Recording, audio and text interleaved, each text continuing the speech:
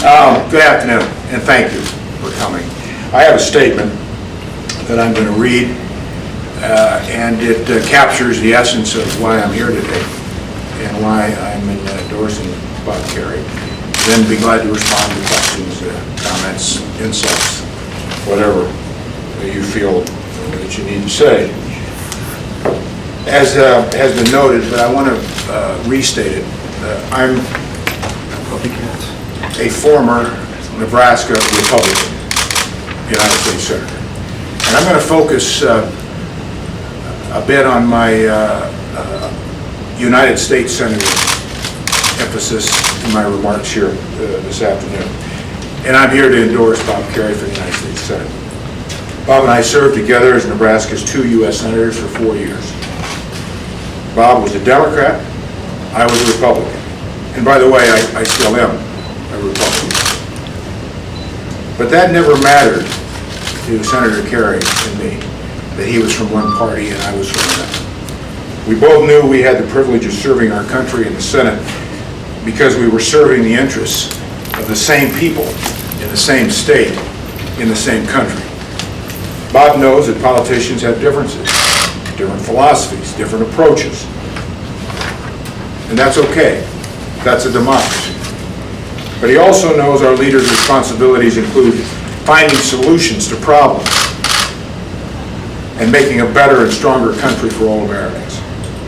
He never let political differences get personal, and I didn't either.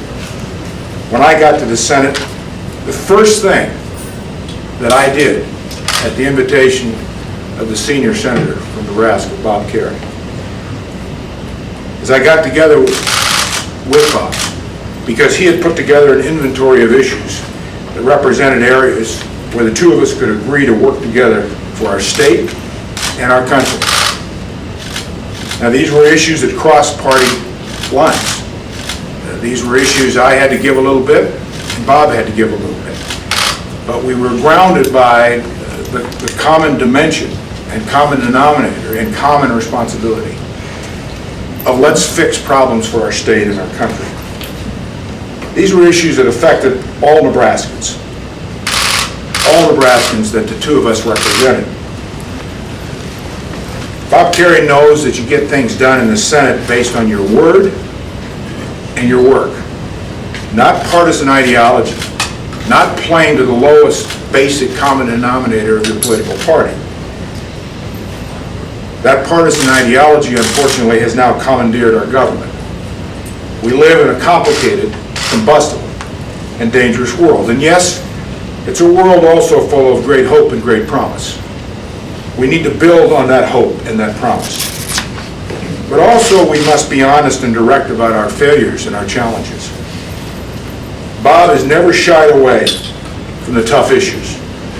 He was one of the first U.S. senators to start addressing and putting forward solutions to the challenges of America's budget deficits, debt, and entitlement programs.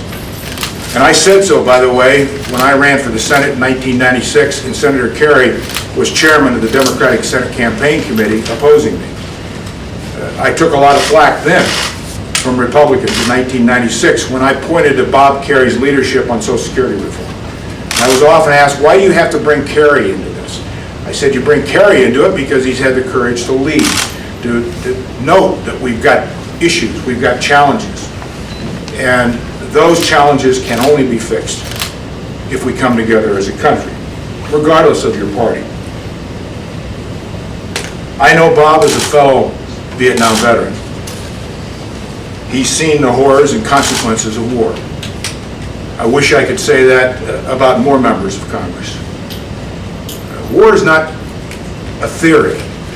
It's not some concept. It's not an aberration. It's not abstract. It's real. How many members of the Congress of the United States today have any understanding of that? It's the lowest percentage of veterans we've had in our Congress since World War II. For the first time, certainly since World War II, maybe in our entire democracy, the 4 leading candidates for president and vice president, not one of them is a veteran. Now, that's not the only reason that Bob Kerrey should go back to the Senate, but it's a very important one. So when America thinks about going to war, committing its young men and women to war, and the dying and the consequences that come from war, and we've been through a very tough last 10 years on this, you better have people who think straight on this and have some understanding of war. He's a family man, a businessman. Imagine that, a Democrat being a businessman. He is. He started companies, still owns companies. And all this nonsense about he's not in Nebraska and he paid more in taxes from those businesses, still does, than a lot of politicians around here. He's a leader, a government leader. He's an educator.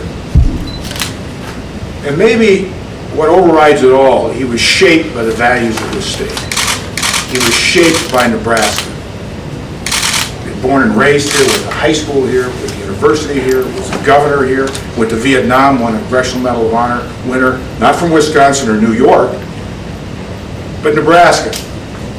And he came back here and with his brother-in-law built companies. That's Nebraska. That's in Nebraska. Leadership is character and courage. Bob has demonstrated both in everything he's ever done. If there was ever a time for Nebraska, this country, to send this kind of trusted and experienced integrity to Washington, it is surely now. I hope Nebraskans will send Bob Kerrey back to the United States Senate to resume the hard, good work he so tirelessly did for Nebraska over many years. We must put an end to this senseless and irresponsible partisan paralysis that has locked down our government, that's locked down our politics. America is sick of it.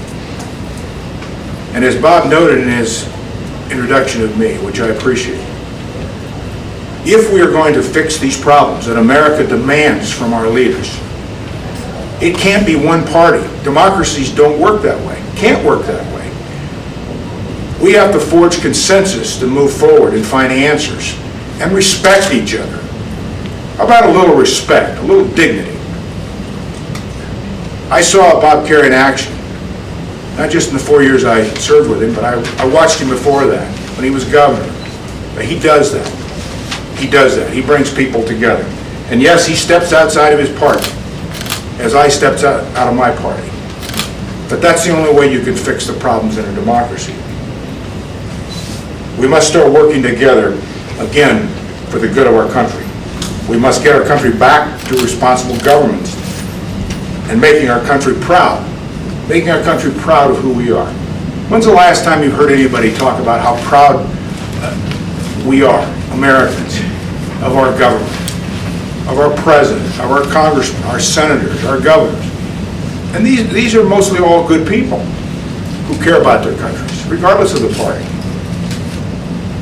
Unless we have pride in who we are, and politics is just a reflection of who we are, politics doesn't lead, it reflects society. Unless we put the right people in these leadership positions, not only will we not fix the problems, but we'll continue to debase who we are. We're better than this. We need to put our country back in a position where we're proud of who we are in our country, in our government, in our leaders. And that requires bringing people together. And that requires making tough choices. But smart decisions. Smart decisions for our future. That's leadership. And that's why I'm here today to support Bob Kerrey for the United States Senate. Nebraskans deserve this kind of quality leadership. Thank you. Thank you.